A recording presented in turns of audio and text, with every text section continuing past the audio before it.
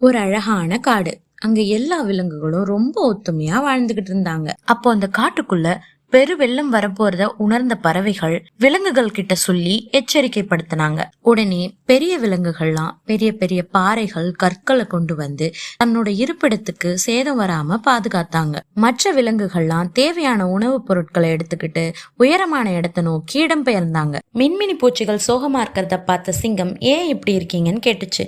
அதுக்கு மின்மினி பூச்சிகள் எங்களால எந்த உதவியும் செய்ய முடியல, அதனாலதான் சொல்லுச்சு. அதுக்கு சிங்கம் உங்களுக்கும் ஒரு காலம் வரும்னு ஆறுதல் சொல்லுச்சு. எல்லா விலங்குகளும் மலையோட உச்சிய சேர்ந்துட்டாங்க. ஆனா கருமேகங்கள் சூழ்ந்து மலையை பார்க்க ரொம்ப பயமா இருந்துச்சு. அப்ப எல்லா மின்மினி பூச்சியும் சேர்ந்து ரொம்ப அழகா அந்த விலங்குகளை சுத்தி வெளிச்சம் கொடுத்தாங்க. அத பார்த்த எல்லாரும் ரொம்ப சந்தோஷமா பயம் இல்லாம அன்னைக்கு இரவு கழிச்சாங்க. எல்லாருக்குமே திறமை இருக்கு. அத தக்க சமயத்துல வெளிக்கொண்டு வந்தா நம்மளாலையும் வெற்றி காண முடியும்.